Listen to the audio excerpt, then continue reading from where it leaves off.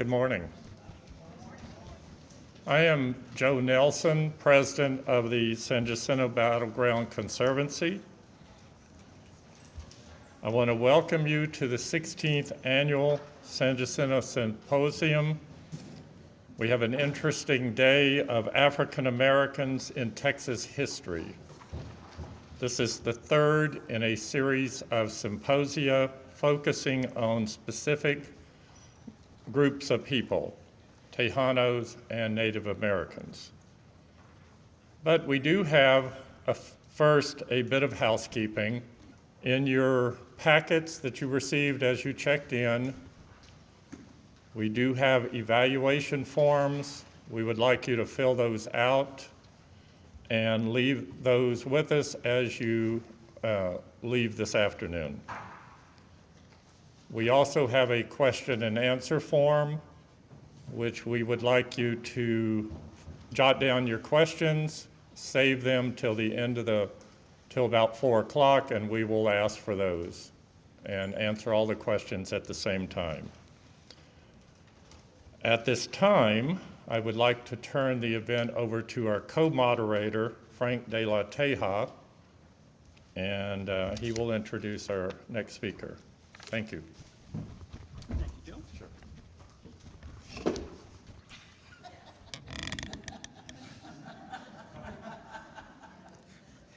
Yeah, it happens all the time, and it doesn't take much. Good morning. It's my pleasure, and I can think of no better individual to provide a sort of academic invocation for us today than Merlene. Dr. Petri is a professor of history and former dean of the College of Liberal Arts and Behavioral Sciences at Texas Southern University.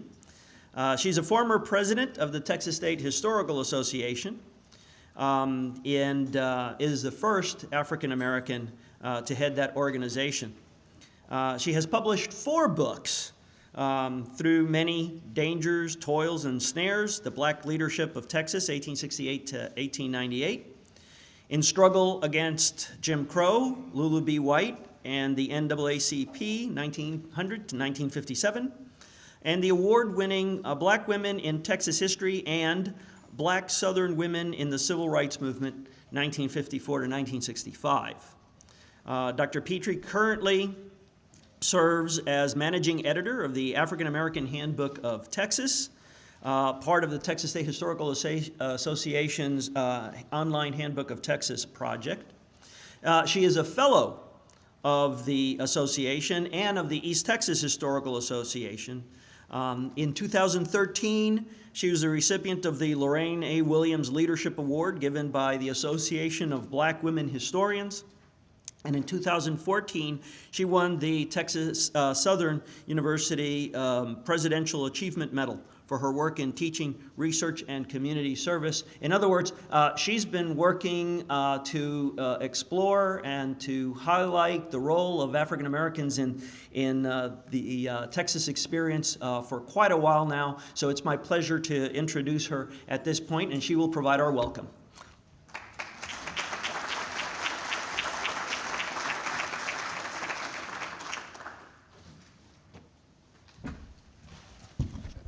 Thank you, Frank.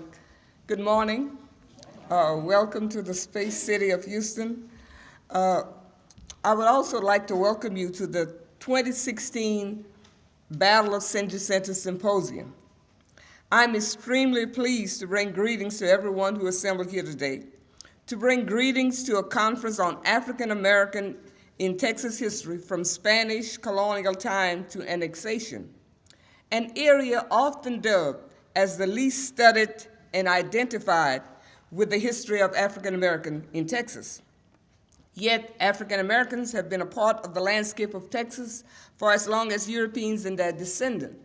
Spanning a period of more than 5 centuries, African American presence began in 1528 with the arrival of Esther Vacio, an African slave who accompanied the first Spanish explorer to the land of the southwestern part of the United States that would eventually become the state of Texas.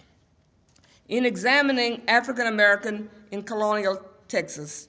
This conference followed the admonition of Roger Latchett, who argued that the art of history progresses more from literature that fills gap in our knowledge than from the endless reinterpretation of well-known evidence. With the publication of growing numbers of monographs by our esteemed colleagues and presenters here today, as well as numerous articles and entries in the Handbook of Texas and some chapters in specific studies, this symposium can serve as a prism through which we examine the presence of Black people as a member of multi-ethnic antebellum community. To be sure, social studies and Texas history teachers, as well as professional and lay historians and simply lovers of Texas, should find this conference exciting because it supplements and to some extent corrects the existing texts on African American in Texas. Yet for all that have been written about African American in the colonial period and the amount of literature that rolls off the press constantly, we still know woefully little about the area that we will be discussing today. No doubt, this symposium will help us to gain a better understanding of the African American experience in the Lone Star State and should inspire each of us to do more in seeking to reconstruct the African American past in the Lone Star State. Speaking of reconstruction, this is what we are doing at Texas Southern to help reconstruct this past. Marjorie Brown is researching Great Britain relationship with the Republic of Texas. Jesse Esperanzo is doing a collaborative study of African American and Mexican Americans, starting with colonial Texas. And I am still looking for interest on African American and Spanish colonial Texas for the Handbook of Texas. So if you have it, please see me afterwards. Again, I would like to thank the participants, the organizers, the committee, and sponsors of this event. Special thanks goes to Barbara Eve, Deborah Braylock Sloan, Frank de Tejas, and James Chris, who would not let me forget this event even if I tried. So sit back and enjoy this conference, a conference that promises to shed new light on the past and to present enormous possibility for future research in the future. Thank you.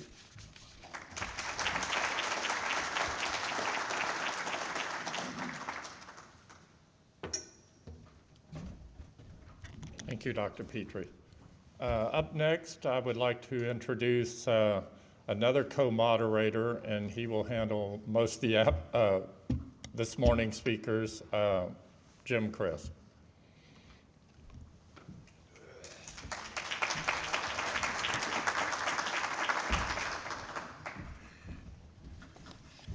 Even with a titanium hip, I can handle that big step.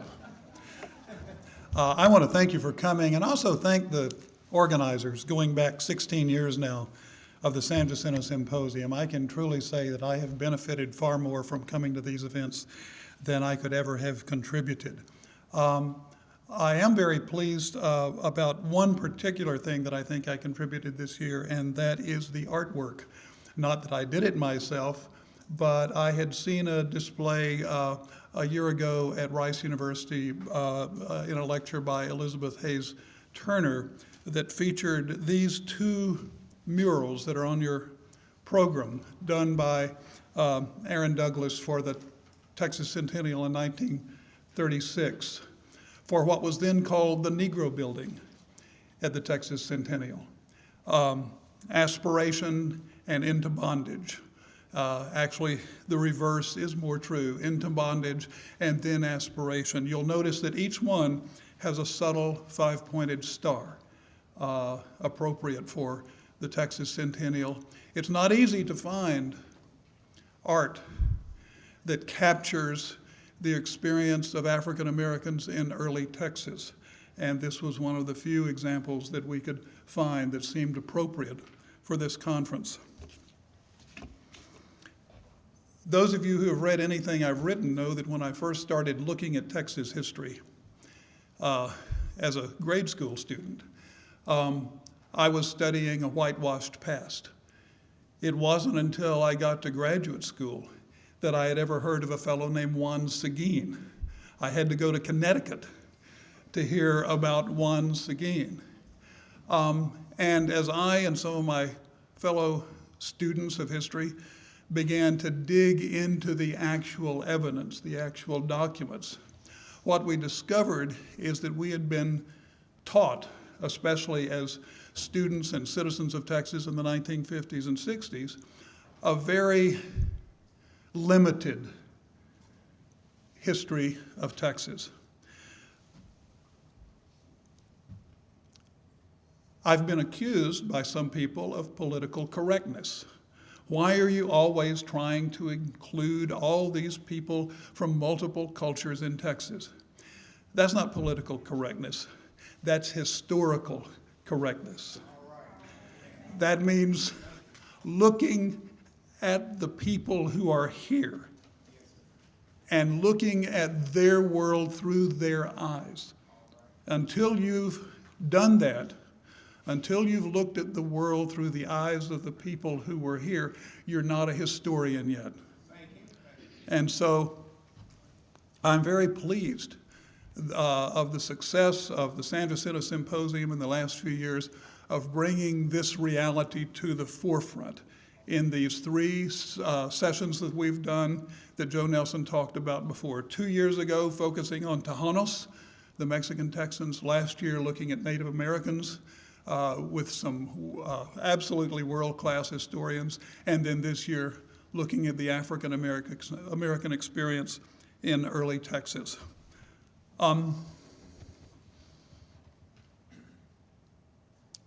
One of the things you think about when you're first looking at history as a young person, and this is how we're often taught, is that the good guys are all good and the bad guys are all bad. In the case of my particular field, the Texas Revolution, it seemed that much of the historiography of the late 19th and early 20th century focused on race.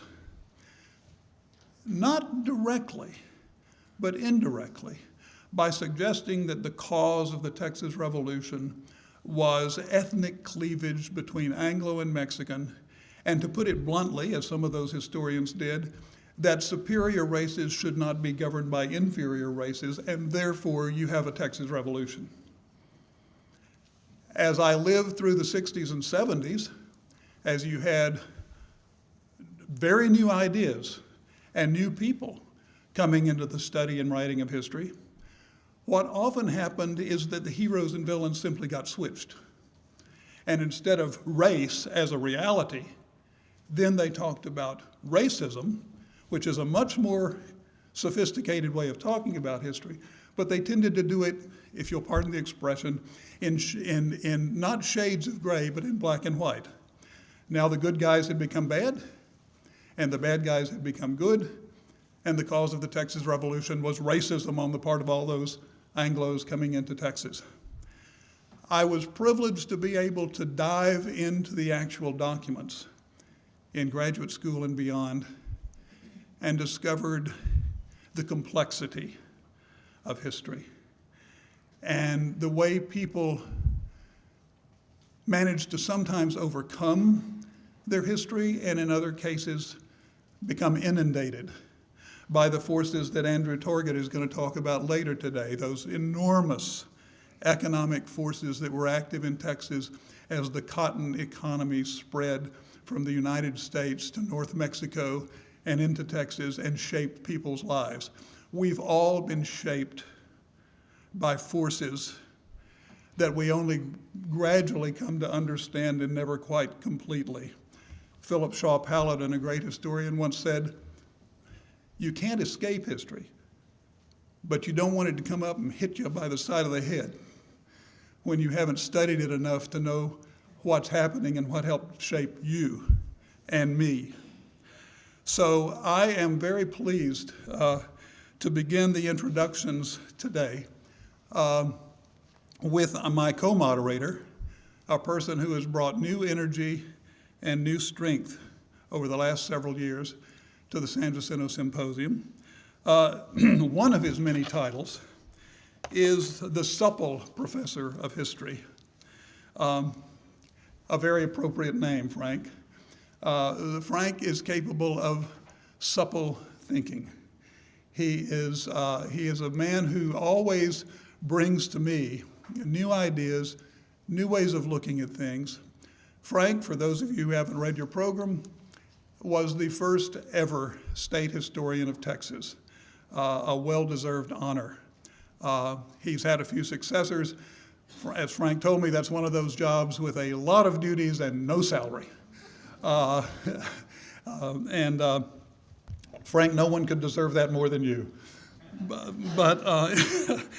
But Frank is going to talk to us today about the Spanish period and the African American experience in Spanish Texas. He brings to this enormous erudition, enormous experience. He was for many years the book review editor of the Southwestern Historical Quarterly.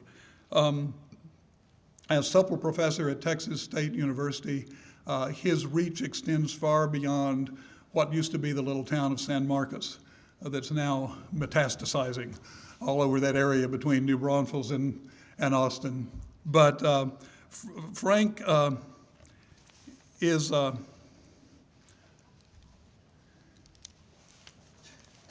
one of those people who came to Texas as soon as he could, by way of Cuba and New Jersey. And don't hold it against him. He has demonstrated the ability to bring people to history and to bring history to people in a rare way in his adopted state. And I want you to give him a nice welcome as he comes up.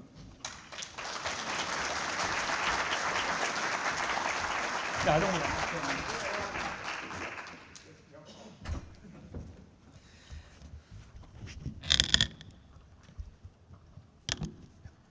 Thank you, I think. The fact that, well, Jim and I have known each other at least since 1994, and we've been ribbing each other, I think, practically since the day we met. And so we have a special bond because we both think that there's more to the story of the Texas Revolution than how Davy Crockett died. As heretical as that might seem to much of the audience. But I would like to say before I start that I've been studying early Texas history now since 1982. Before that, I really hadn't even made the connection between my name and the state's name. People, in fact, keep trying to add an S to the end of my name, and I have to keep correcting them, pointing out that my name comes from the Spanish for roof tile, which is what a teja is, one of those clay red roof tile that one sees on Mediterranean-style buildings. And that the name of the state comes from a Caddoan word meaning friend or ally.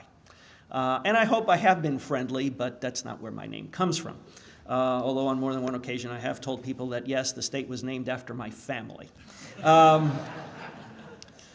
So without further ado, let me go ahead and get started here. Yep, we're up. Oh, there it is. Okay. I would like to start this morning by stating a couple of points on which my presentation turns. First, the history of people of African descent in Spanish America, specifically in the part known as New Spain. And New Spain is much greater than what is Mexico today. New Spain included Central America. Technically, as a viceroyalty, it included the Caribbean islands. And in fact, New Spain, technically, the viceroyalty of New Spain actually extended all the way out to the Philippines. So it was a massive administrative unit. But we're not going to be talking about that massive administrative unit. We're going to keep it to what it is today, Mexico and its northern wayward extension. Well, I guess I have one more aside, and that is my frontier does not move from east to west. My frontier moves from south to north. Mine is a Hispanic frontier full of frontier people, full of pioneers. They just happen to be Spanish and mestizo, and they happen to be Catholic. They couldn't be anything else in the Spanish world. You had to be Catholic, that was it. But they were nevertheless frontiersmen, pioneers, and appropriated many of the same characteristics as those Anglo-American frontiersmen. There were many, many points of comparison between them. And race being one of them, although race is distinctive in the case of the Mexican frontier. This distinction is one that is part of my talk today, to bring a realization to you that race is in fact part of the northering, instead of westering, frontier experience of New Spain, of Mexico. Although slavery was at the core of the African experience in both societies then, the very different historical backgrounds of early modern Spain and Britain means that the concept that we call race was distinctive in each. And I'll explain a bit later what I mean by that. You'll see in the course of my talk that the legal and the social manifestation of race in the Mexican context is distinctive from what we traditionally think of it in the American context. The second point is that the story of Africans in Mexican society is largely an unknown story, because we tend to associate Mexico with its indigenous societies. So we don't think of Mexico as an Afro or an African descent space, and yet it was for centuries. It had a heavily African presence throughout the first 2 centuries, and then a broad Afro-Hispanic presence in the 18th century. So we're talking about a much longer experience with the African diaspora than we have in the American, in the North American, in the English context, by a century. So that's my second point, that by extension, the story of people of African descent in Texas has seen something of a recent dawning. As Merlene pointed out a little while ago, a lot needs to be done to fully understand that experience in Texas. But it was experience that runs through the entire history of the state. So we don't start the African American history of Texas in 1823 or 1822 with Stephen F. Austin. We need to go back a century. We need to go back 2 centuries to see what that African experience in Texas is like. So this morning I'm interested in giving you a good idea of how colonial Mexico's racialized society developed in the 300 years before Mexican independence, and how that society expressed itself in Texas. To do that, I have to take you back to the time before Spain launched the modern age of empires at the beginning of the 16th century, and make some general observations. The first of these is that slavery has been part and parcel of every civilization for which we have a record, bar none. In some contexts, it was the consequence of losing a war. Prisoners of war became part of the winner's prize.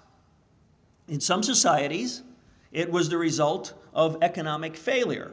Selling yourself or a family member to someone else was necessitated by an inability to feed your family.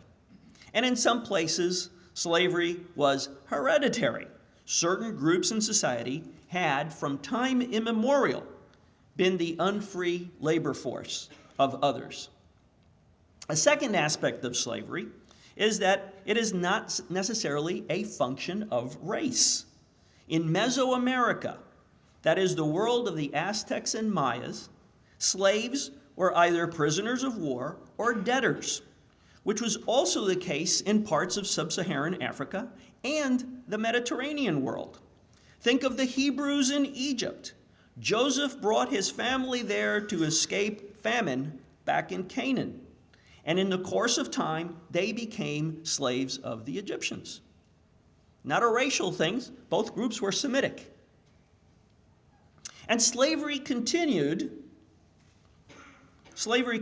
to be a part of the civilizations that succeeded the early ancients. Greek and Roman society both relied on the labor and creativity of slaves, some of whom were fellow Greeks and Romans, and others of whom were North Africans or Eastern Europeans, the Slavs, from which our word slave comes from, for instance. While early Christians acknowledged the inequality of all before God, many of them also accepted the earthly practice of slavery. As Paul's letter to the Ephesians makes clear, Islam also accepted slavery as a legitimate social status, something that more recently has become particularly problematic with the rise of ISIS, ISIS's attempts to revive that early medieval form of Islam. So consequently, medieval Spain, which produced the men who followed Columbus in the enterprise of the Indies, was very familiar with Africans, particularly North Africans, and slavery. It was part of the Spanish social DNA. As part of the Mediterranean world, slavery was part of Spanish society, and Christians fighting to take back the peninsula from Muslims, and Muslims raiding Christian towns and ports regularly enslaved each other. At the monastery of San Juan de los Reyes, the manacles and chains removed from rescued Christian slaves were added to the main facade of the church in 1494, a couple of years after the fall of the last Muslim kingdom on the peninsula, Granada.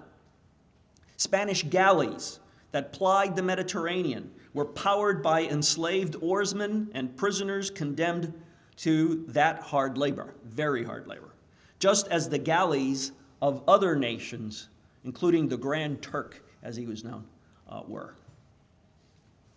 When Christopher Columbus decided to take back to Spain a handful of Indians on his first voyage, he didn't ask their permission. During his second voyage, he organized the return of a large number of Indians to be sold as slaves in Spain. This action tells us a couple of things. First, that Columbus considered the enslavement of the indigenous people of the New World as part of the economics of his voyage. He had to pay his creditors, and gold, precious gems, and people were all the same. Second, that slave markets existed in Spain to accept the human cargo being sent back. It would have done no good to send back slaves to sell if the mechanisms to do so did not exist.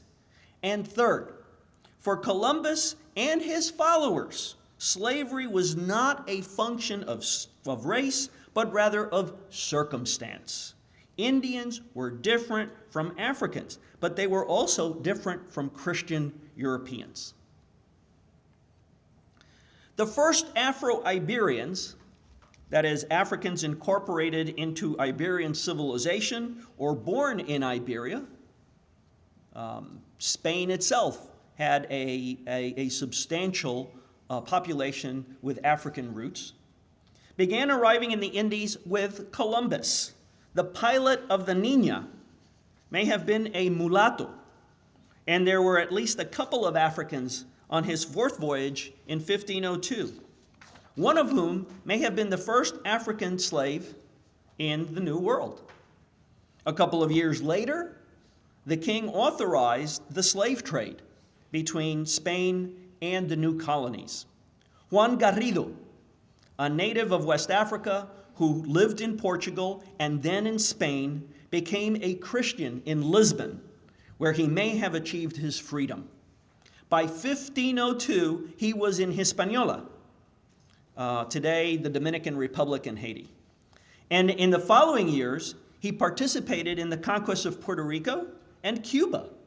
He followed Hernán Cortés on the expedition to the mainland in 1519 and was recognized as a conquistador. After the conquest of the Aztecs, he settled on the outskirts of Mexico City and is credited with having planted the first wheat on the mainland. Subsequently, he even led a couple of gold mining expeditions that included slave gangs. In a later campaign that explored Baja California, Cortés included about 300 blacks and free and enslaved Afro-Iberians accompanied other conquistadors to North and South America. It's impossible to put accurate numbers to either the free or enslaved members of these expeditions or early settlements. But one point is that unlike the first English arrivals in Virginia or Massachusetts a century later, Spaniards arrived in the New World with a fully formed institution of slavery in their civilization toolkit. Another point is that Spanish behavior toward their African companions reflected a less racialized attitude than would govern English colonists in later centuries. Enslaved African conquistadors could and did gain their freedom, acquire property, and might even hold public office. A third point, which I haven't talked about so far, is that some of these Iberian-born blacks who participated in the early settlement of the Indies were mulattoes. That is, they were of mixed Spanish-African parentage. Thus, the process of race mixing was a recognized part of the Spanish enterprise of the Indies from the very beginning. As the Spanish imperial program expanded in the mid-16th century, so did the African slave trade. The number of Afro-Iberians present in the New World was never large and was inadequate to the needs of the new colonies, which meant that, of course, you couldn't import black slaves from Spain itself. There just weren't enough to supply the increasing demand for labor. In many instances, because of the indigenous population suffering a catastrophic decline, there was a demand for a new labor supply, and that labor supply, of course, led to the direct forced migration from Africa. They quickly, this new population of Afro-Hispanics, and that's what a term I'll be using quite a bit, we quickly replaced the Afro-Iberian migration. And it picked up steam after 1580 when Philip II acquired the title of King of Portugal and was able to then tap into the Portuguese Empire, which had at that early date an almost complete monopoly on the African slave trade. That relationship of Spain and Portugal being under the same monarch lasted until 1640, and it's very interesting. By then, about 275,000 Africans had made the Middle Passage to New Spain. After that, it's like a spigot got turned off, and Mexico receives virtually no new African enslaved migration. The demographic collapse of the indigenous population began to reverse in the middle decades of the 17th century, and that combined with the loss of the Portuguese part of the crown led to the rapid decline in the importation of enslaved Africans. As the cost of importing Africans outweighed their profitability, imports almost completely ceased. From then on, the Afro-Mexican population relied on natural growth to exist, which meant that the number of people of purely African ancestry declined, while those of mixed parentage increased. In 1646, for instance, the total population of over 1.7 million in New Spain included a population of bozales, that is, people who were born in Africa, Ladinos, those who were American born, and they outnumbered, and these two groups, that is, bozales and Ladinos, African-born and Mexican-born, outnumbered the Spanish population by 35,000 to about 14,000. So there were 3 times as many people of African origin living in Mexico than there were people of Spanish origin. If you include the mixed Mexican, the mixed African-Mexican population, that is African and Indian or African and Spanish mixed blood population, you get a total of another 117,000 people. So Africans make up, or both the enslaved and free population make up a majority of the non-Indian population of Mexico. There's still over 1 million Indians, pure Indians. But once you take out the Indian population, the majority of people in 17th century Mexico had African blood. By 1810, the number of Afro-Mexicans had increased to over 600,000 people, about 10% of the total population, which was still overwhelmingly indigenous. This population growth was in large part the result of miscegenation among enslaved and free blacks, Spaniards, Indians, and mestizos. By the late 18th century, Afro-Mexicans lived in every part of the viceroyalty, occupied positions in every sector of the economy, and made up a significant portion of the empire's racialized social order, commonly referred to as the sistema de castas. It would be wrong of me to leave an impression that the interactions of Africans and Spaniards did not involve resistance to enslavement and abuse. As early as 1503, Spaniards on Hispaniola notified the crown of black cimarrones, which is the root of the word maroon. Something that you'll hear more about in a little while. Blacks revolted in Mexico in 1537 and 1612 in Mexico City. And the latter conspiracy led to the hanging and beheading of 36 African men and women. In the late 16th and throughout the 17th century, communities of runaway Afro-Mexican slaves challenged the Spanish state for shorter or longer periods of time. During the 17th century golden age of piracy, men of African descent participated in resisting Spanish rule by plying their criminal trade in the Gulf of Mexico and the Caribbean. So, and you don't get that from Pirates of the Caribbean, do you? As it happens, the African presence in Texas dates to the age of conquest. Esteban, or Estebanico, one of the 4 survivors of the Pánfilo de Narváez expedition to Florida that wrecked on the Texas coast in 1528, was the slave of Andrés Dorantes, who happened to also survive to tell the story. Esteban was described by Alvar Núñez Cabeza de Vaca, second in command of the expedition and chronicler of the survivors' adventures in Texas and the Southwest, as a, quote, black Arab from Azamor, a coastal Moroccan town that had been captured by the Portuguese in 1513.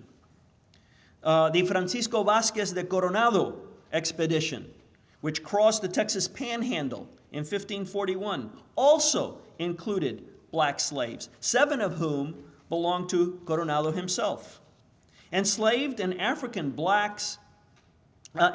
free blacks were almost certainly part of the De Soto Moscoso expedition, which crossed portions of western Louisiana and eastern Texas the following year. Although the accounts make no mention of Africans, a history written by one of the participants claims that one company was led by an officer who, quote, traveled with a very splendid and brilliant company of Portuguese gentlemen, some of whom had fought on the African frontiers. And gentlemen always had servants, enslaved or free, and so it is, although they're not recorded specifically, I'm sure that Africans participated in the travels of the De Soto expedition throughout the southeastern United States and into Texas. By the time Mexican frontiersmen probed the region of the Rio Grande and beyond in the late 17th century, their numbers included considerable numbers of Afro-mestizos. At least one Afro-Mexican, Juan de la Concepcion, accompanied the Domingo Ramon 1716 expedition that carried out the permanent settlement of East Texas. 2 years later, Governor Martin Alarcón brought Afro-Mexicans to Texas as part of the expedition that founded San Antonio. The Marqués de San Miguel de Aguayo, whose 1721-1722 campaign completed the permanent occupation of Spanish Texas, including the founding of the Presidio Mission Complex at La Bahia, also included Afro-Mexicans. Consequently, people of African descent have been part of the Texas story from the beginning of the province. That means that from the very beginning, Spanish Texas was a racialized society.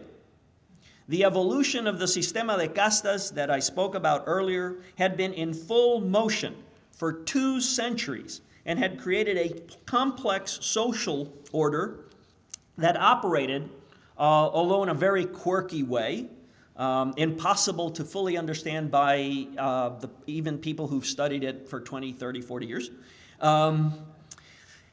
It operated even on the frontier, where race mixing was the order of the day. Spaniard Indian, Spaniard black, Indian black, and the offspring of the union of those various complications were placed on a hierarchy in which those of pure Spanish blood occupied the top rung. In law and in society, being Spanish conferred privilege and protection from corporal punishment. Consequently, the closer one's features approximated European standards, the greater the opportunity to pass. The sacramental records where births and marriages were recorded provide plenty of evidence that an individual's place on the social-racial hierarchy was the arbitrary decision of the priest writing down the information. Because military service was considered to be a Spanish occupation, at least on the northeastern frontier, muster rolls consistently listed men as Spaniards during their active service, only to see them fall into the ranks of the castas, that is, people of mixed race, upon retirement. Oops. By the way, if you've noticed that I've avoided using the term white, it is because it was not a term employed in the Spanish world. Spaniards came in 2 flavors, European-born and New World-born. In fact, the term casta, or caste, provides some idea of the complex way in which Spanish society considered race. It wasn't necessarily color that was important, but your status. Thus, it was even possible to buy your way into being a Spaniard. Through a purchased instrument known as the gracias al sacar, a successful Afro-Hispanic could buy Spanishness. It might not help the individual socially, but it made him legally Spanish in a hierarchical legal society, which, as I said earlier, privileged Spaniards. But what it also meant is that there were Afro-Hispanics with money, because you had to purchase that privilege from the king. And so it cost a considerable amount of money. So again, we're talking about a very complex social order in which race is not, pardon the expression, black and white. All these other mixes are taken into consideration on their own. Consequently, past historians have mistakenly taken at face value the racial identities reported in Spanish colonial censuses of Texas. The 1792 civil census for Texas, which excluded the military population, counted 415 mulattoes and 40 blacks in a casta population of 2,961.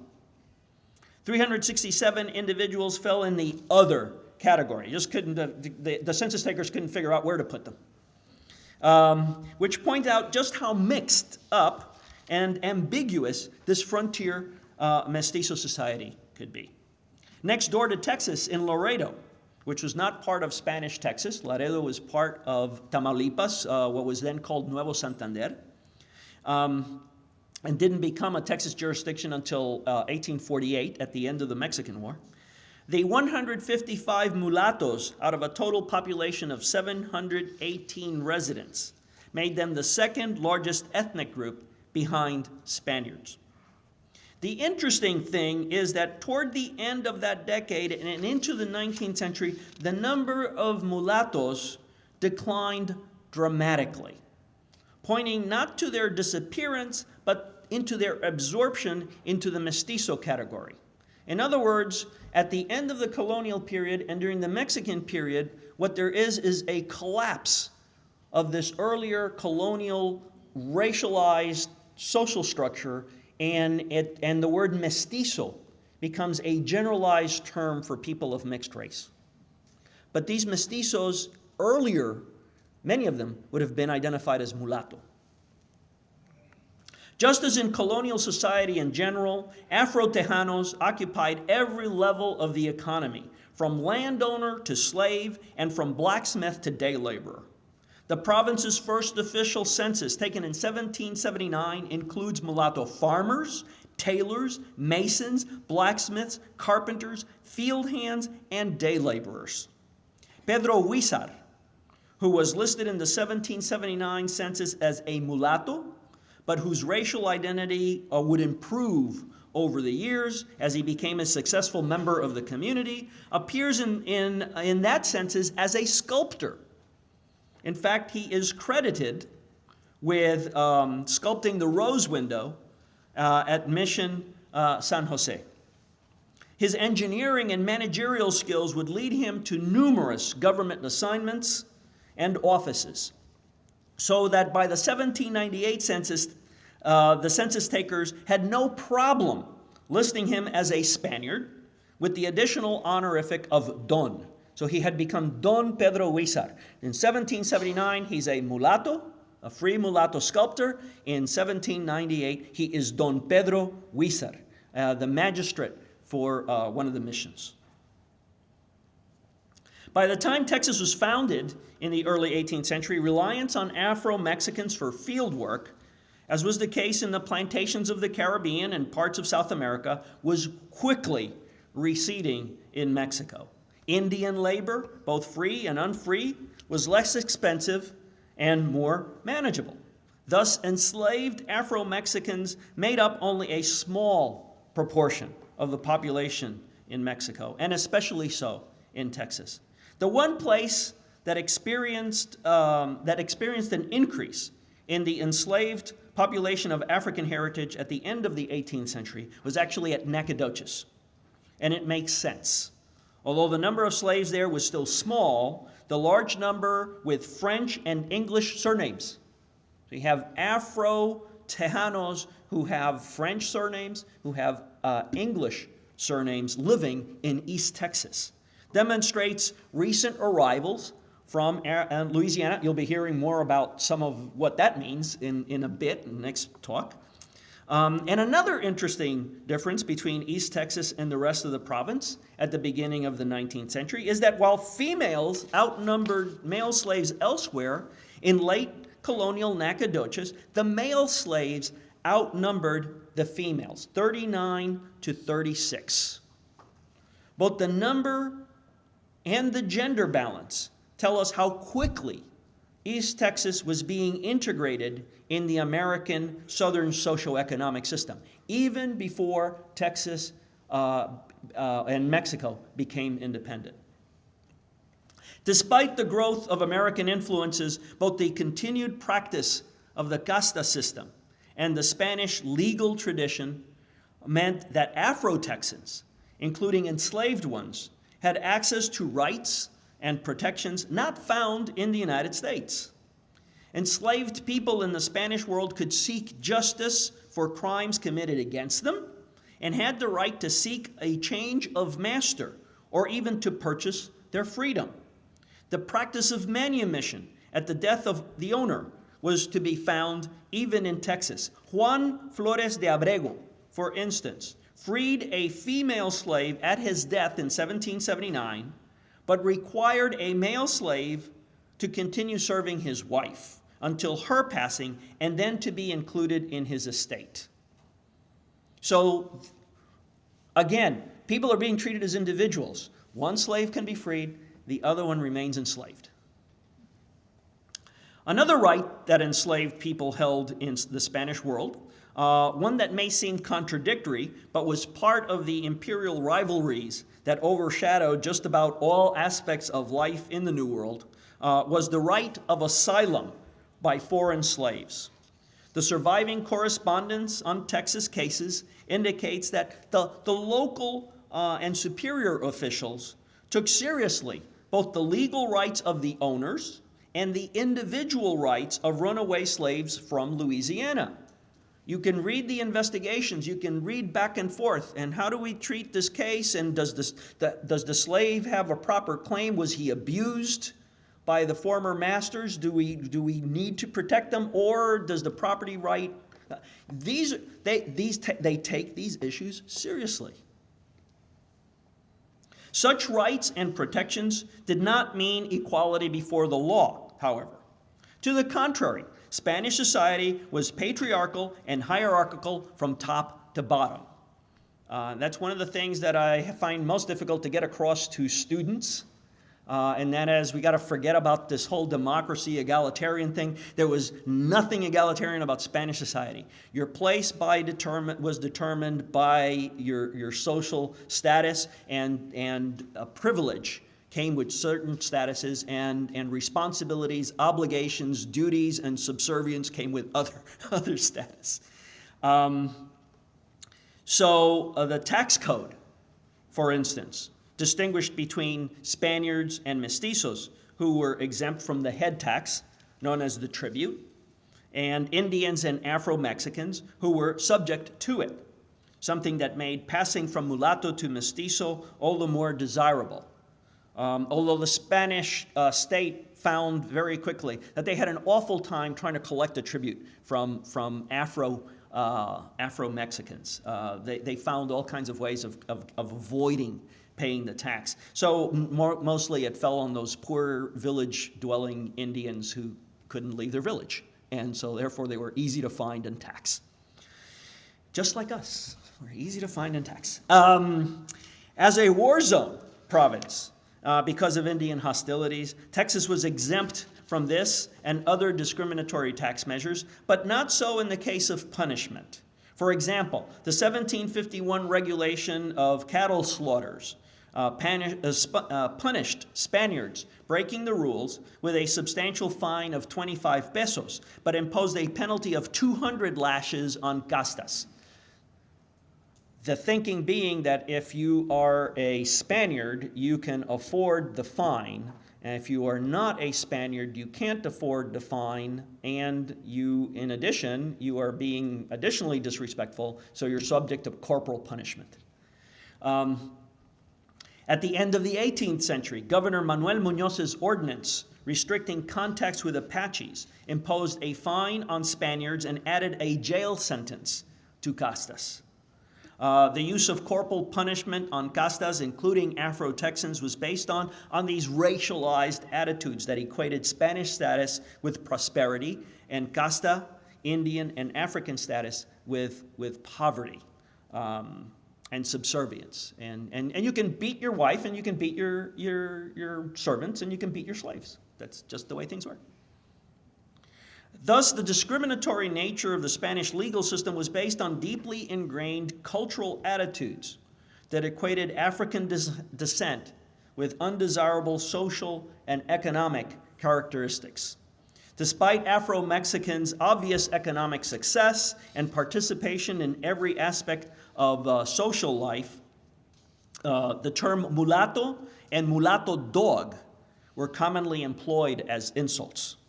For instance, Governor Domingo Cabello wrote to his superior officer of the prominent Menchaca family, whose head, Luis Antonio Menchaca, had been the Presidio commander at San Antonio in the 1760s, and others of whom were in military service throughout the region, including commanders of other presidios. And he said that the Menchacas were, quote, no more than poor mulattoes. Ironically, and this is a great irony, one of Luis Antonio's sons libeled, or so the fellow soldier said, years later by declaring him a mulatto dog. I have written about the relationship between race, honor, and gender in Peace, where a missionary at Mission Valero tried to marry one of his Indian charges to the daughter of one of the soldiers who had been reassigned to San Antonio following the closing of the Presidio at Los Adayes in what was then East Texas. In opposing the marriage, her brothers and uncles protested that the marriage to a lowly mission Indian would dishonor them as soldiers and Spaniards, to which the missionary, on behalf of his Indian protege, responded that, quote, being mulattoes, although they are soldiers, neither are they Spaniards, nor of better status, or of better or purer blood than that of an Indian, carrying with them the tarnished honor that their origins give them, and that they shall take to the grave. No wonder then that people accepted opportunities to pass out of mulatto status when possible, and that at the end of the colonial period, the term mestizo becomes a more neutral way of, because there were so many mixed blood people that if you just use a more generic term like mestizo, you can get away from the pejorative connotations of mulatto. And by the way, that essay is one of the chapters in my new book, which is out for sale outside at Faces of Behar. So run out and get one. I'll be happy to sign it for you during the rest of the day. Slavery, both African and Indian, remained enough of a problem in Mexican society at the end of the colonial period that in 1813, the rebel government led by Father Jose Maria Morelos, himself an Afro-Mestizo descent, abolished slavery and the casta system in Mexico. That deed did not survive Morelos' capture and the destruction of the revolutionary government. And when it gained independence in 1821, Mexico still had about 3,000 slaves. A few of them actually lived in Texas. And by the way, Morelos is interesting. He was a priest, but like many priests in Mexico, he did have a concubine and he did have a family. And his son, he sent to Louisiana, to New Orleans, for an education. That son would grow up to be Juan Almonte, and was ambassador to the United States for a while, was an aide-de-camp to Santa Anna, was captured at San Jacinto. So even there, we've got a connection to the origins of the San Jacinto Symposium there. And so Juan Almonte himself had African ancestry. Once again, in 1822, the Congress that met in Mexico City to form a new government reiterated Morelos' aspiration, and on 17 September prohibited racial categorization. And that is interesting because almost immediately in the records in Texas, one sees the complete dropping of all reference to race in official records. It happens overnight.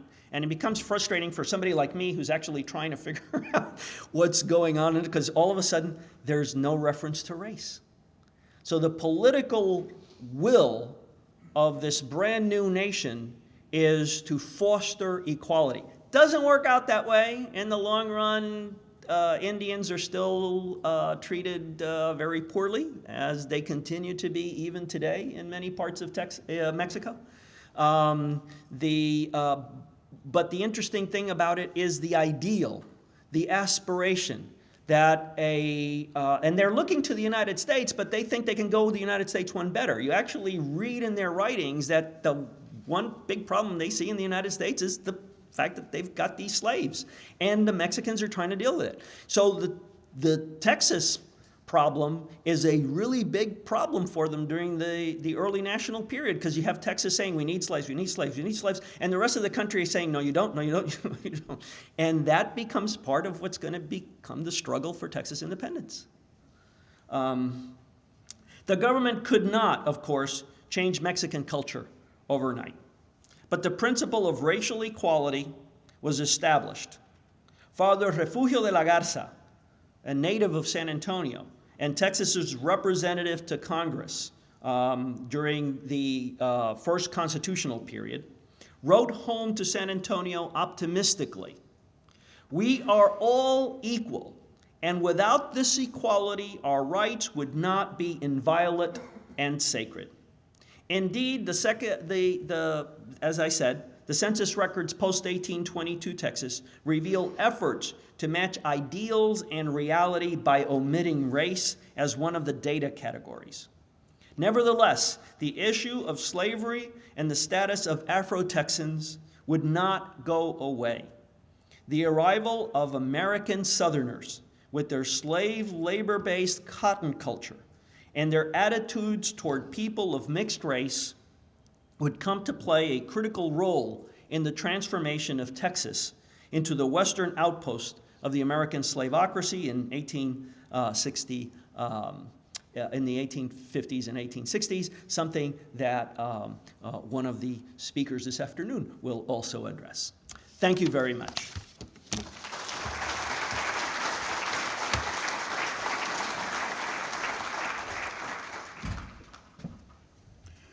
Thank you, Frank. One of the first things I began to discover when actually as an undergraduate here in Houston at Rice University is that when people from the United States began to come into Mexican Texas, their world was turned upside down.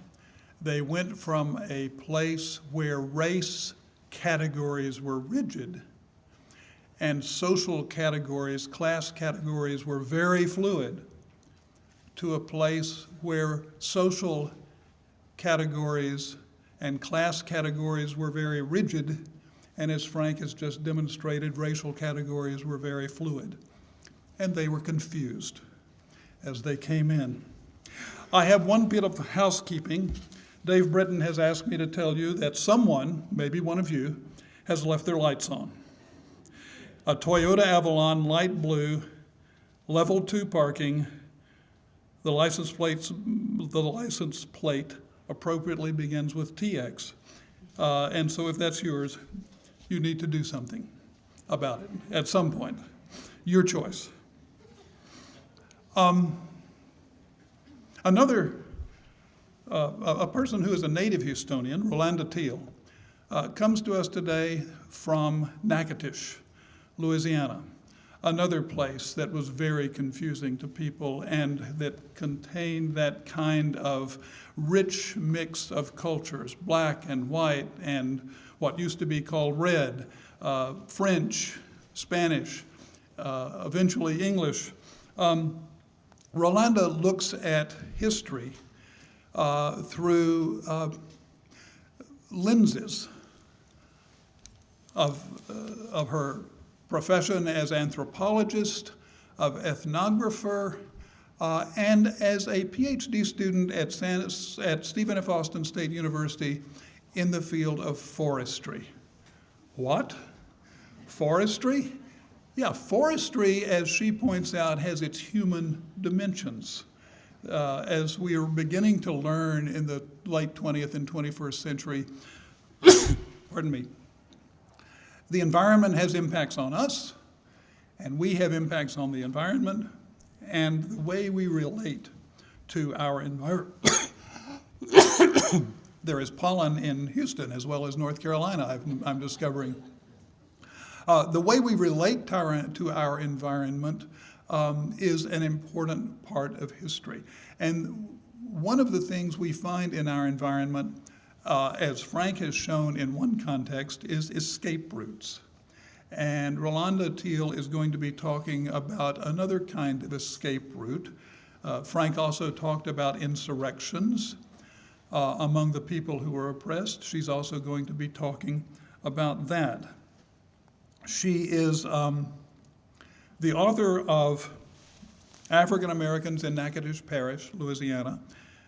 She is going to be a very interesting scholar, and I think we'll be paying a lot more attention to her in the future as she begins to explore history through these lenses, looking at us from across the Sabine River, looking at us through the lenses of Forrester. Well, I don't know if Forrester is the right term, but scholar of forestry and the human dimensions of forestry and ethnology and anthropology.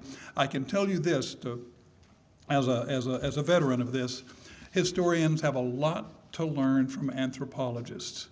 It expands our vision enormously, and I would like to ask Rolanda to come up and expand our vision now.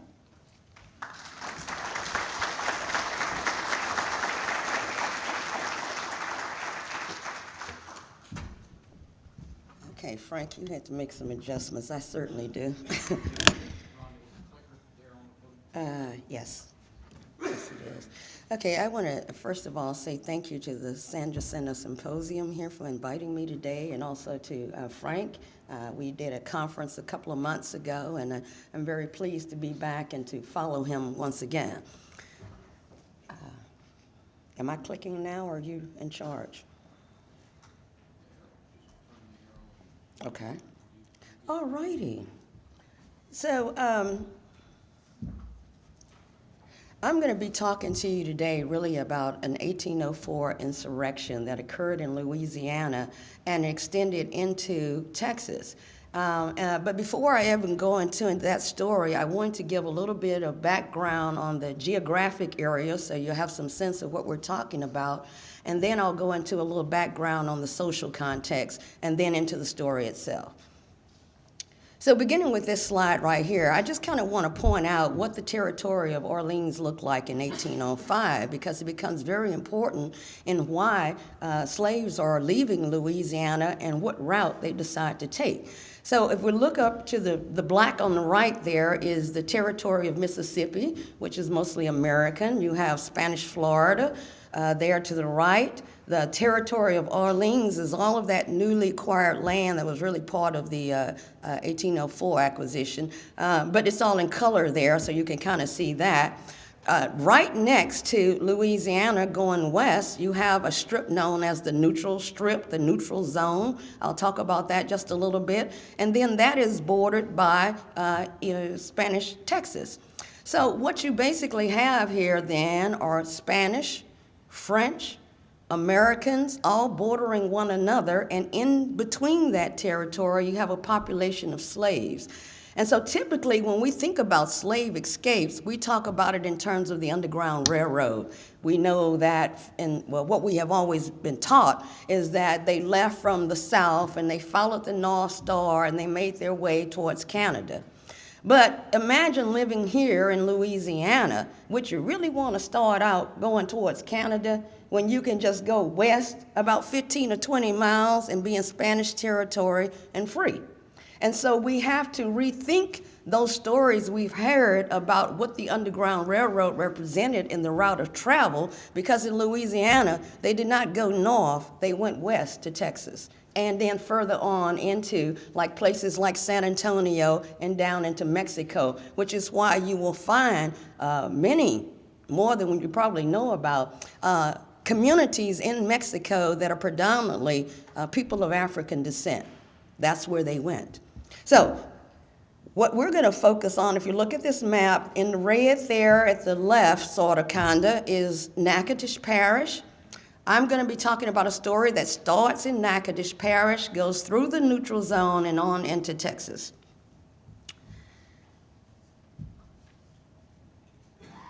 Okay, and I just kind of want to give you this little map thing so you can see what we're talking about. If you see Natchitoches there, right next to it, within about 15 miles, was Los Adayas. Los Adayas, of course, was the capital of Spanish Texas for a while. I'll talk about that a little bit more.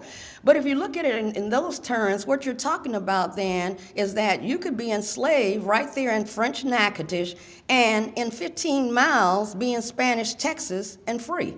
So that becomes a draw card then for many of them to travel that way. Later, after Los Adayas closes and Nacogdoches, Texas is formed, the enslaved simply reset their routes. And so now they're not going to Los Adayas, but they're basically using the same route to continue on into Nacogdoches. So basically what we're talking about here is an escape route that encompasses approximately 120, 130 miles. So that's the geographic background. That's pretty much where I'm going to be staying. Now, to give a little bit of information here on Los Adayas, as I stated, was the capital of Texas for quite a while. That census note that I have there is really not accurate for Los Adayas. That is the census record that was taken in Natchitoches, Louisiana, And the reason I point that out there is that when you look at the total population at the time, 54 people, and you look at that time, both African descended and Indian slaves were in Natchitoches, that together they comprised almost the majority of the population. And this was right after Los Adayas formed. Of course, Los Adayas formed, it was supposed to be there as a mission and all, but mostly to stop French encroachment into Texas. So as a fort and mission, Los Adayas was a borderland society. Everything really took place in San Antonio, and it functioned much like a borderland society in that they were really very poor farmers. They very seldom had the proper equipment that they needed, few guns, so they really couldn't have defended themselves if they wanted to. And because of this, they were oftentimes then engaged in trade across international borders because they were going into France to get some of the supplies that they needed, and back and forth. French citizens were also coming to Los Adayas to get certain things that they needed. In this process, enslaved people from Louisiana also engaged in trade at Los Adayas. That was an acceptable thing to do. And so they would trade sometimes meats and things for silks and chocolates and oils and things that they needed. So Los Adayas becomes this place that is a very inclusive society, as Frank mentioned earlier. This was a place where you had a large mixture of French, Spanish, Native Americans that were in the area, all mixing together, so that by the time they take a census in 1731 of just Los Adayas, they find it to be a surprisingly inclusive society. And it gains a reputation then throughout the territory of Orleans as a place that you go to when you want to be free and when you want to be in an area that is very multicultural, multiracial. And so very early on, in the mid-1700s, that early on, you had slaves leaving from as far south as New Orleans, coming up to Natchitoches and crossing over to Los Adayas. Because that route is already well established and pretty well known, it simply continues when Los Adayas closes its doors, and they just continue on into Nacogdoches, Texas. Okay, so that's some of the geographic. We're talking about 15 miles outside, but when we start talking about it in terms of what is happening socially, I want to bring up a concept that was really started by historian Ira Berlin in his book, Slaves Without Masters. He talks about this concept of a slave society versus a society with slaves. In a slave society, there is, let's do it in the reverse. In a society with slaves, that's kind of what Los Adias was. Slaves weren't actually there living, but it had the representation of a society with slaves in that there is no dependence on slave labor as a way to make a living. If anything, you had a servant, like a house servant or something like that, but there's not this great, cotton production going on, and so you need the slave laborers or anything like that. That is then a society with slaves. But when we talk about a slave society, these are societies that have become very dependent on slave labor. The loss of slaves means a loss of wealth. And so anytime a slave leaves from that type of society, there is a concerted effort then to get that slave back. And we start to see this happening in Louisiana around the late 1700s, early 1800s. As the Americans come in, a lot of people want to say, well, the Americans changed everything, and I'm not going to put that all on the Americans. Yes, they brought some of their thoughts into this process, but as we can see, by 1804, French citizens in Louisiana are already starting to address how do we deal with this issue of slavery and them moving and leaving and disappearing, if you will, at will. And so they develop this policy of slavery, and they try to be, they haven't totally lost that sense of living in a society with slaves. And so they talk about, let's give out some wilderness tracts of lands to the slaves so that they can grow their own vegetables and things, and maybe they will be less tempted to leave. Or let's try to allow for this. You can start to see restrictions also beginning to take place in that now you're not able to ride a horse anymore, because if you have transportation by horse, you might be able to get away quicker. So you start to see some little changes that were not there in existence before. And this is the development then of a slave society. In another example that occurs in October of the same year, a group of citizens from Natchitoches came together and they created this pact. So as the farmers, they basically were saying, we're losing so many slaves over here to Spanish Texas. We have to have a way of compensating each other when this happens. So basically what the pact said is that if, for example, a slave leaves and we form a posse to go after that enslaved person, then any expenses that we incur, if the slave is killed or anything like that, then together, everybody that signed this pact will put in the money to compensate that slave owner. And so you see this beginning to develop, and what it speaks to then is that you have a large population of slaves that are leaving and forming these maroon societies. As Frank mentioned earlier, he just hinted on it, but maroon societies really are those societies that form usually in the swamps and the hills, of the surrounding areas. These were places where groups of slaves lived that chose to not live on the plantations. It was illegal for them to do that, but they stayed in hiding. There's a wonderful book out now that really goes into the life of slaves, and it's called Slavery's Exiles by Sylviane Diouf, and I would highly recommend that if you want to know more about maroonage. But it would notice that the letter there, that the pact that was created, this was created right there in October, and the story that I'm going to be talking to you about on the insurrection actually occurred on October the 16th, right after this was completed. So I'm calling it the 1804 insurrection from Rivière Khan, French, of course, and so what it really means is the insurrection of Cane River. Cane River runs through Natchitoches Parish. It used to connect with the Red River, and so therefore, as an escape route, if you're coming from South Louisiana, you simply follow the Red River up, where it changes into the Cane. It comes straight into Natchitoches. Once you got into Natchitoches, you headed west. You passed Los Adias and went straight into Natchitoches. Very simple route. Really made one turn. You know, coming from New Orleans, you made one turn. And so you see examples throughout the 1700s of people coming from as far as New Orleans, sometimes being caught in Natchitoches before they can make that other 15 miles over into Spanish territory.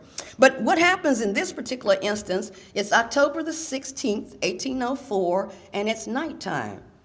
and a group of slaves decide that they're going to leave and go to try to obtain freedom in Nacogdoches, Texas.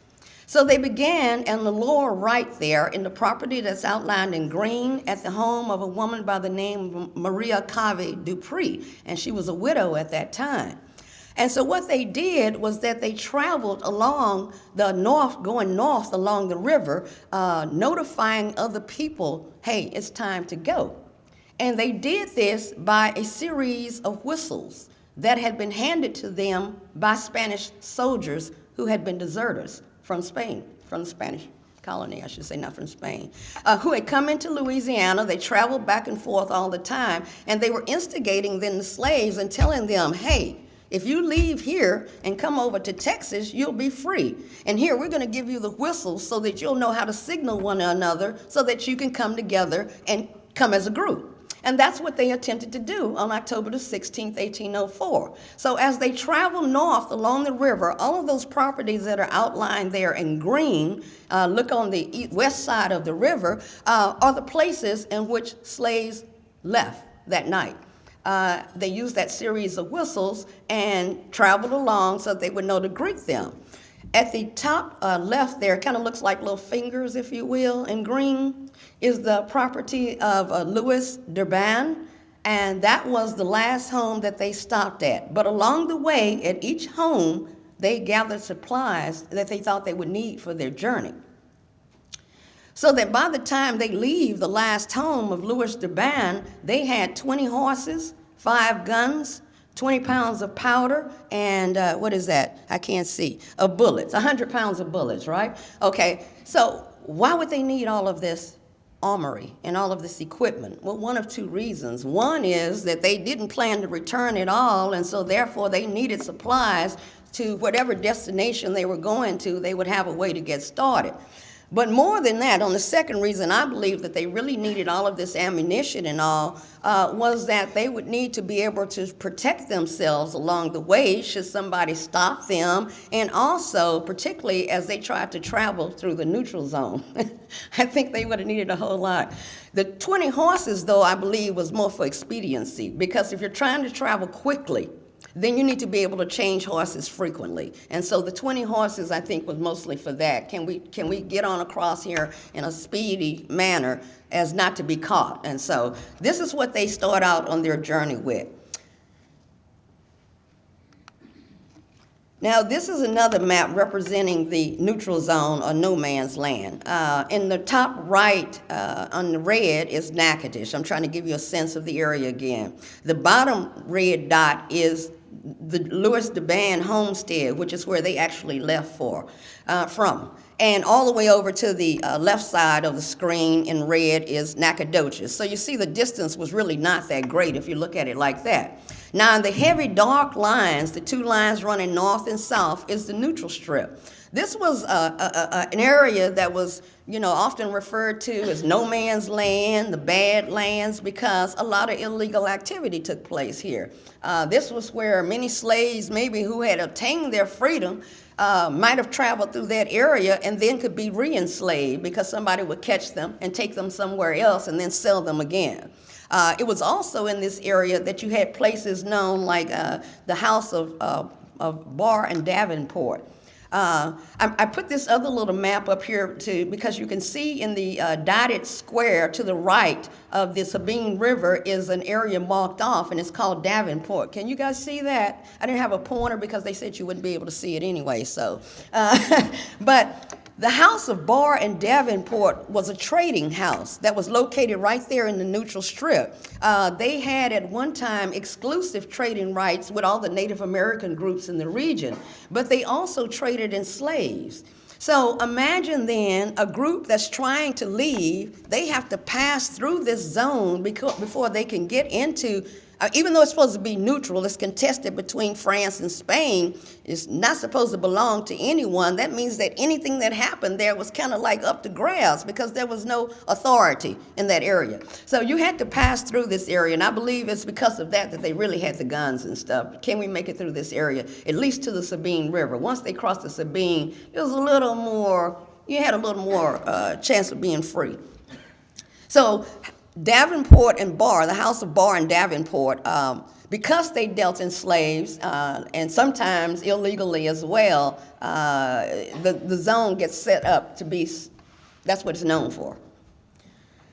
So the group leaves the plantation, and how do we know they left that and what happened is because, of course, the next morning, after the 16th, when they took off, people realized they were gone, and they started trying to ask questions.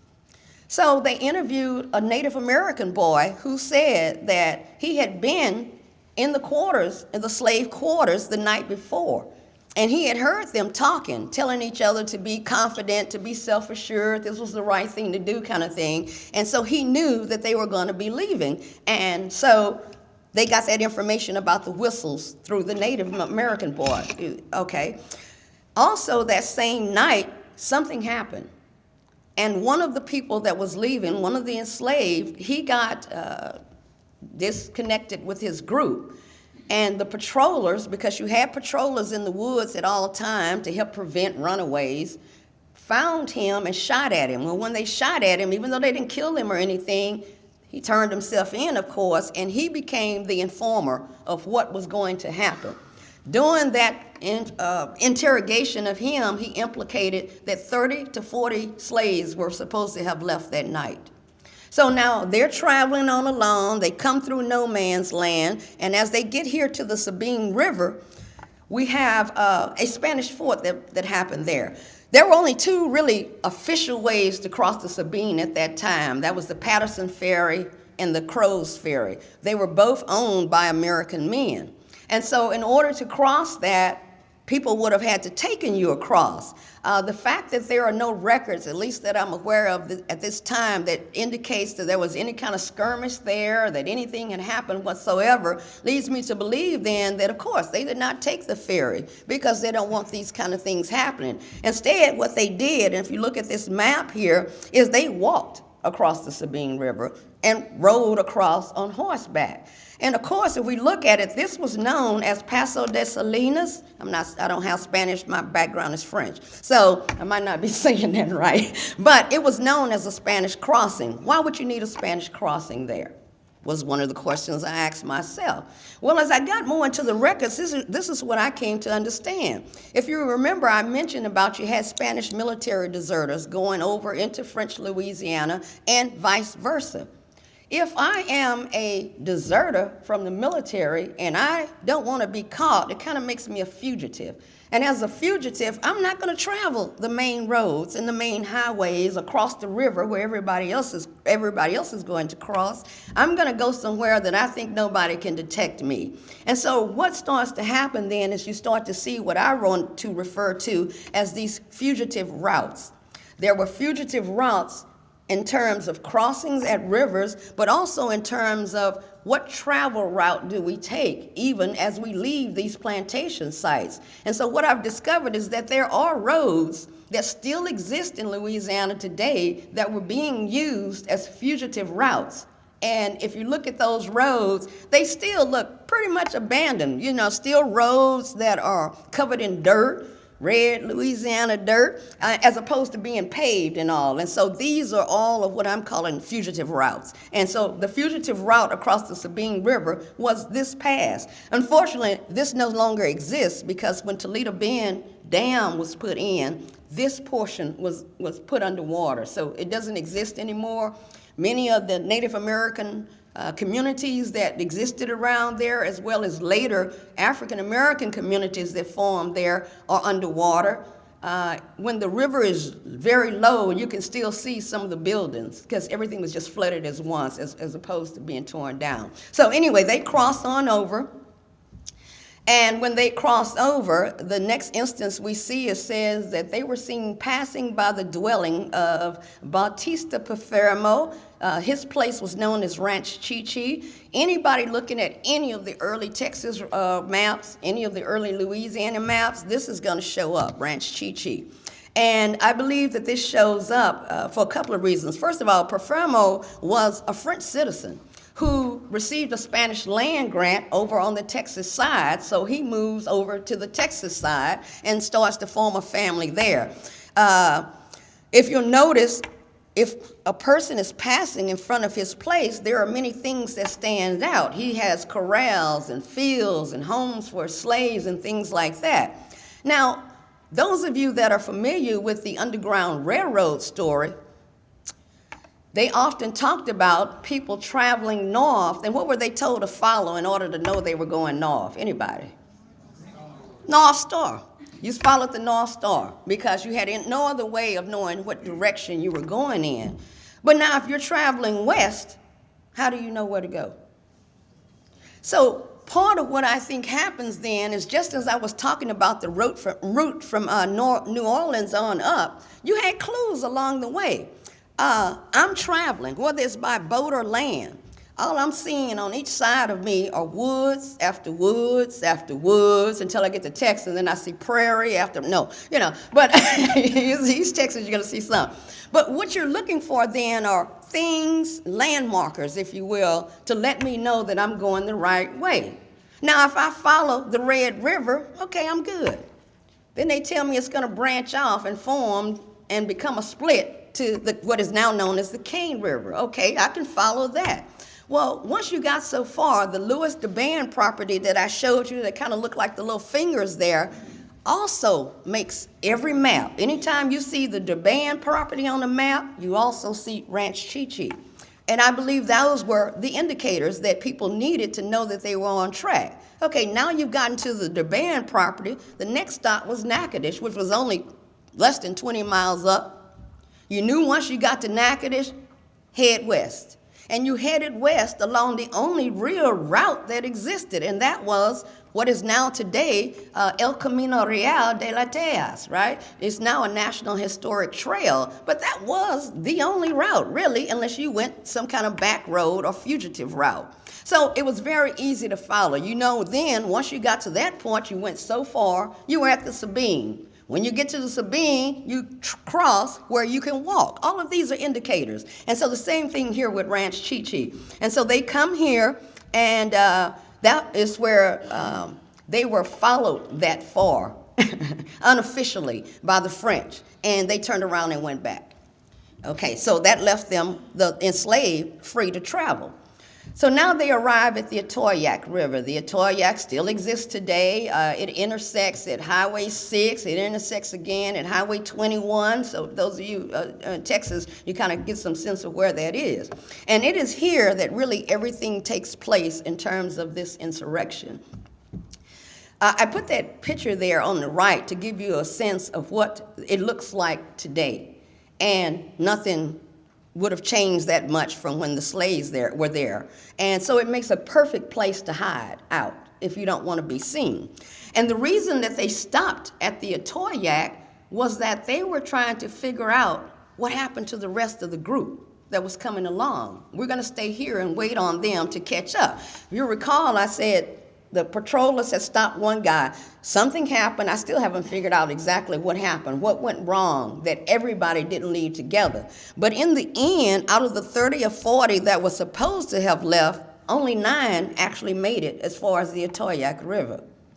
So as they were waiting there to figure out what happened to their accomplices and all, they didn't bring food because they thought they would have been where they needed to be by then and not have to wait. So what they did was use the guns and stuff they had brought with them, and they robbed travelers who were traveling along 21 El Camino Real and robbed them of food while they were staying there. So that becomes significant too, because it's like, how many times do you have enslaved people robbing other travelers in order to get food? So once once they are there and they've been there a few days, what happens on the French side of things is that they have come together and gone to the commandant at Nacogdoches, who was Sibley at that time, and they're saying basically, hey, our slaves have headed over here to Texas. We need permission to go and try to apprehend them and get them back. But because you're talking about crossing international borders, they couldn't just go and get them on their own. They had to come back and get permission, and so they do. So Alexis Clucci, who was a prominent citizen of Natchitoches, goes and gets permission, and he goes towards Nacogdoches, and he goes with his own militia and a couple of, I think a free man of color and all, and they go over there in essence to get the slaves. But they have to go directly to Nacogdoches, to the post, to let the commandant there know, hey, we're in town and this is what we want. We've come in requesting return of these slaves, and of the 9, there was actually 1 woman and her child as well, and we want them back. So the commandant of Nacogdoches is kind of like, what do I do here? He was new. He didn't know what to do, and he was very typical of many that were in that position. Basically, even though there was supposed to be policies, what happens around slavery there is that because they're in a borderland type situation, kind of on their own, whoever was in charge actually made the decision on the spot as to whether or not slaves were returned. You have to look at the dynamics of the relationships between Natchitoches and Nacogdoches. Many of the people that intermarried, in that some of the Spanish from Nacogdoches were marrying the French from Natchitoches. And so to kind of keep the family peace and everything else, if, for example, my father-in-law came to me and said, my slaves have just come over into your territory, can I get them back? What do you think I'm going to do? I'm going to give them back, even though I really didn't have permission yet to do that. And so that kind of becomes the dynamics throughout. So when a slave left in Louisiana going into Texas, it was almost like a 50-50, depending on who was in charge at the time as to whether or not you were returned. So this gentleman then, what he does is he basically is saying, I'm going to go ahead and try to help you at least locate them. And in the meantime, I'm going to send a letter to San Antonio to see what it is that I'm supposed to do in this situation. Now, what I imagine that happened is that Alexis Cluchey is there with his own military from France, from Spanish Louisiana. They're sitting there every day kind of waiting, and I'm sure this guy was like, you know what? Let's just go and find them, and let's just, get this over with, because it might be 3 weeks, it might be a month or whatever before I hear back from San Antonio. So he sends out first some Native American scouts to look for them. They actually end up being part of the Coshada tribe. They return because they did not find them successfully. Then he sends out another Spanish citizen another day or so, and he does locate them at the Atoyac. So he returns back to say, hey, I know where they are. They form a group of people to go, including a few Spanish soldiers, and they return in a couple of days and go out to look for these citizens. And so what they do is on October the 30th, they found them and brought them on back into Nacogdoches. Now, what happens at the river, what happens when the militia arrives there at the river is kind of interesting too, because what they report is that when they first arrived, the enslaved armed themselves with the guns that they had and were ready to fight. As it says, willing to defend ourselves from all, including our white masters. What I believe happened, though, is that the Spanish were able to talk to them and say, look, you at least have a chance of being able to stay here if you give yourselves up. But that if you don't give yourselves up, then it's going to be a battle, and we don't know, who all is going to make it out. We're not clear on what happened as to why they gave themselves up, but clearly they did not have to. They could have fought because they had the munitions to do so, and actually they were only outnumbered by one person. So, I like to believe that that's what happened. The Spanish said, let's try to work it out. So they went on back, and when they went back, the commandant decided to turn them on over to Alexis Cluchey, who then marched them right on back to Natchitoches. What happens in the meantime, though, is after they get back over to Natchitoches, the commandant in Nacogdoches receives word from San Antonio that says, if the slaves have not hurt anybody or killed anybody, have not stolen anything, then keep them here and tell Alexis Cluchey and company to go back to Louisiana. But the word got there too late.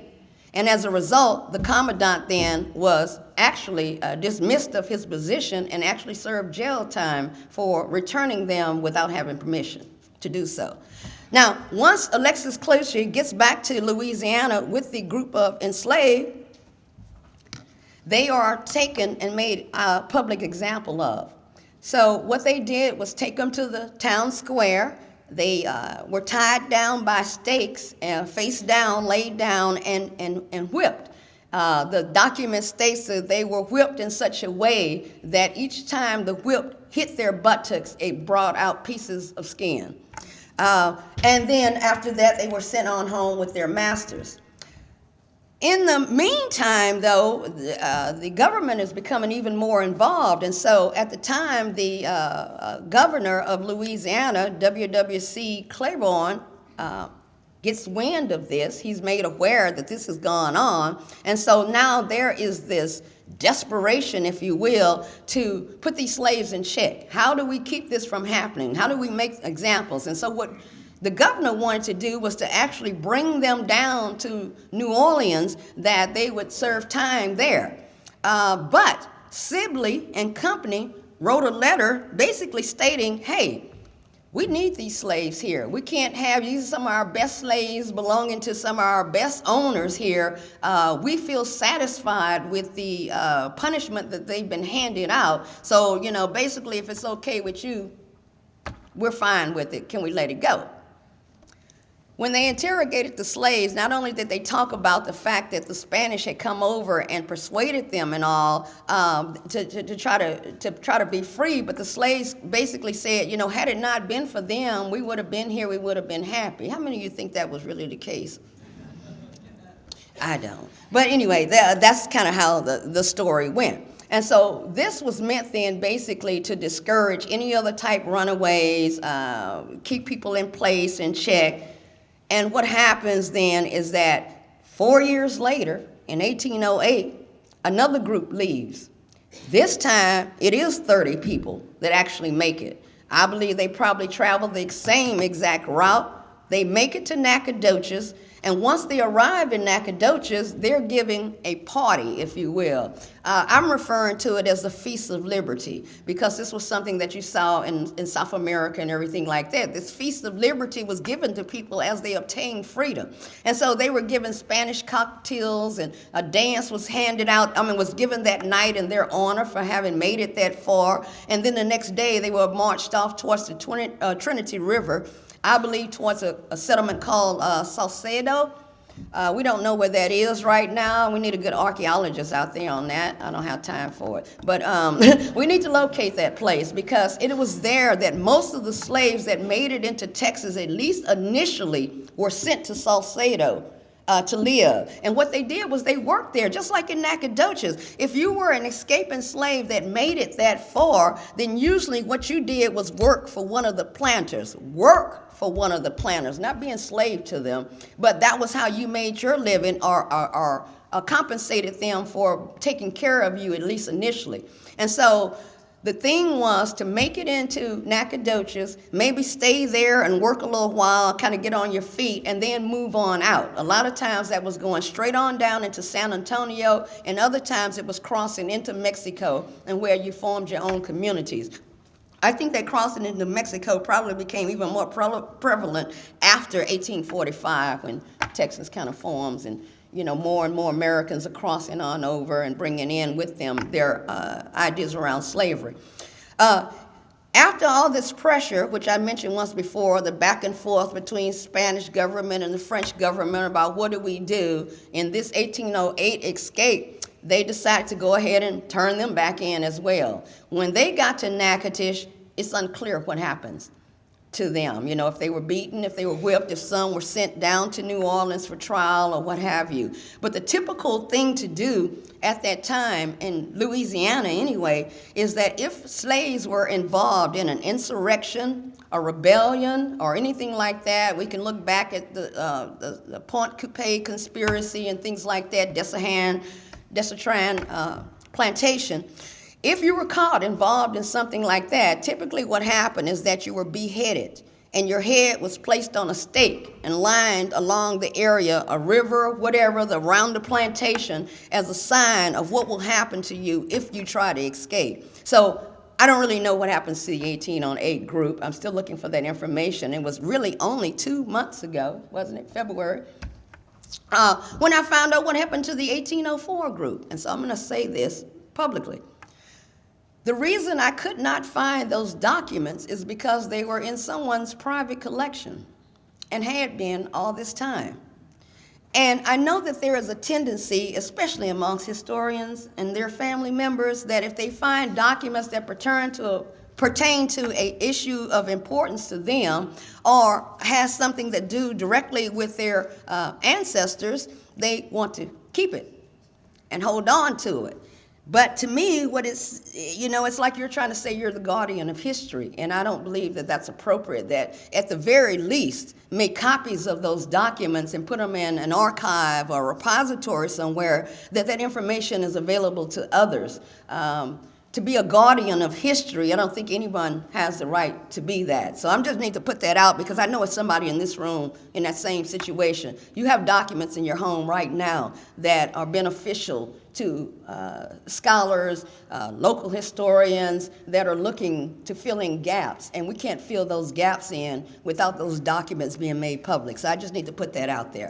And basically, this is the conclusion of my topic here on the 1804 insurrection from Riviere Khan. Thank